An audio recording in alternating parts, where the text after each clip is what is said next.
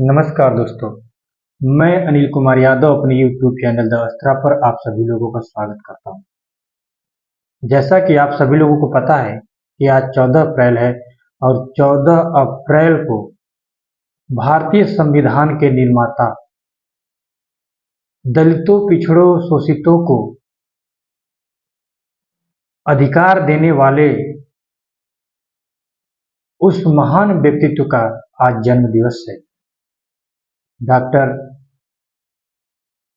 भीमराव अंबेडकर जी का जन्म 14 अप्रैल 1891 ईस्वी में मध्य प्रदेश राज्य के महू में एक महार परिवार, दलित परिवार में हुआ था और इनका जीवन काफी संघर्षों से भरा रहा, क्योंकि उस समय देश में जब इनका जन्म हुआ उस समय देश में जातिवादी जो व्यवस्था काफी हावी थी और इतना ही नहीं, उस समय देश भी गुलाम था और ऊपर से जातिवादी व्यवस्था में भी यह देश जकड़ा हुआ था। तो हमारे बाबा साहब ने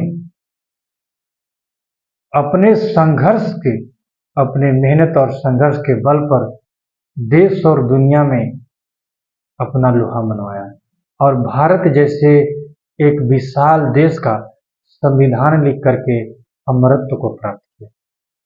और उन्होंने ही जो है दलितों और पिछड़ों को आज जो सर शान से सर उठा करके जो लोग जी रहे हैं, तो ये उन्हीं की देन है। आपने सभी लोगों ने सुना होगा कि हमारे रामायण महाभारत में तमाम प्रकार के देवी देवता या जितने भी इष्ट देव हैं, वो तो एक पूर्वजों पीढ़ी दर पीढ़ी चले आ रहे हैं, उनको देखा है। लेकिन हमारे बाबा साहब अम्बेडकर जी वास्तव में एक महान आत्मा थे, ईश्वर का स्वरूप ही थे, जिन्होंने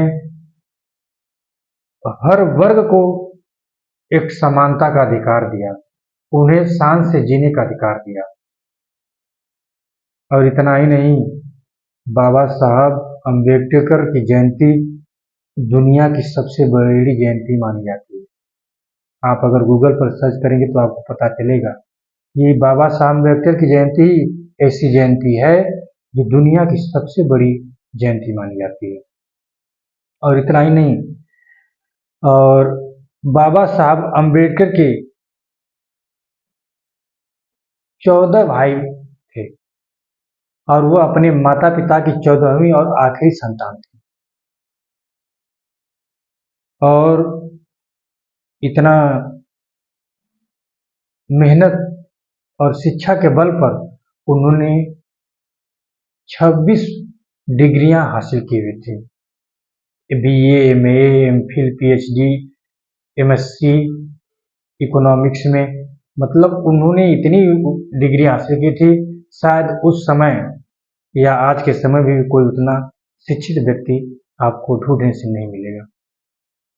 और 1990 में बाबा साहब अम्बेडकर जी को मरणोपरांत, मरने के बाद जो है भारत रत्न से जो है नवाजा गया।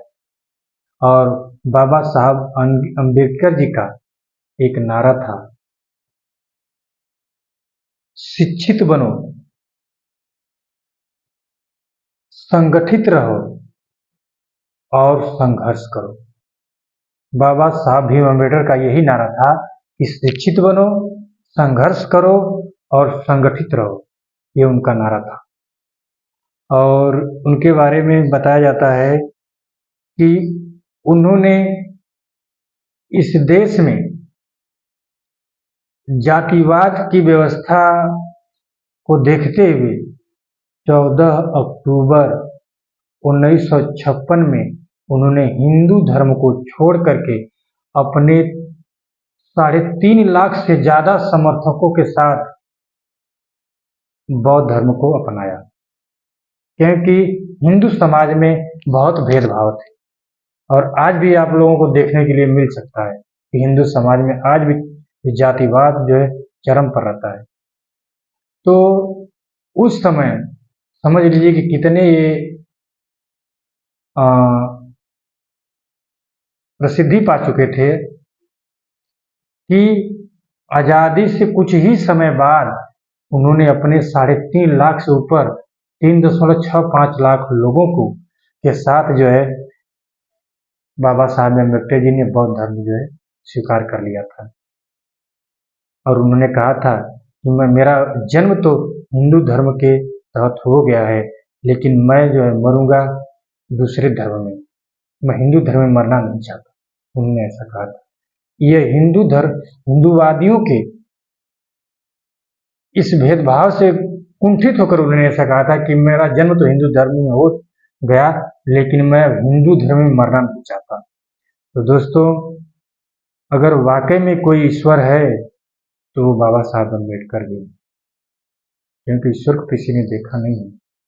ईश्वर ने हमें अभी आज तक कुछ दिया नहीं है, लेकिन बाबा साहब अम्बेडकर जी वो इंसान थे जो भारत के हर एक नागरिक को शान से जीने का एक अधिकार दिया हुआ है, संविधान दिया हुआ है। इस संविधान में कोई भी छोटा हो या बड़ा सब बराबर है। इस देश का कानून सबके लिए एक होता है, लेकिन आज की ये समय ऐसी आ गई है, स्थिति ऐसी आ गई है कि आज भी लोग पुरानी व्यवस्था को अपनाने की कोशिश करने लगे हैं। अभी आप लोग देख रहे हैं कि बीजेपी सरकार ने किस तरह का भेदभाव करना शुरू कर, धर्म और जाति के नाम पर वोट मांगते हैं। और इतना ही नहीं, उनके सांसदों और विधायकों का इतना मनोबल बढ़ा हुआ है कि अगर 400 पार की सीट आ जाएगी तो उसमें वह बाबा साहब भीमराव अम्बेडकर उस संविधान को बदलने की कोशिश करेंगे।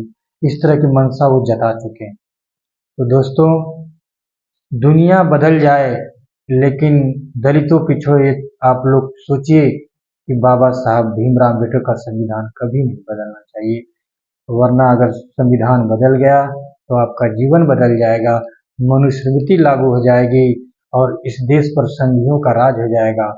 और संघियों की सोच हमेशा संवरवादी रही है, वह दलितों पिछड़ों से उनका कोई वास्तविक संबंध नहीं रहा है कभी भी। आप देख लीजिएगा कि अगर आरएसएस को आप लोग देखते होंगे कि हिंदू का एक संगठन अपने आप को घोषित करता है या कहता है हिंदुओं का, लेकिन उसने किसी दलित हिंदू को आपने नहीं देखा होगा आरएसएस का प्रमुख बना हो। सारे संवरवादी उस संगठन में शामिल हैं और उन्हीं संवरवादियों को सोच को लेकर के वह हिंदुत्व का जो संगठन है वह चलता है। उस संगठन में बाबा साहब राव अम्बेडकर के संविधान को कहीं भी जगह नहीं मिली।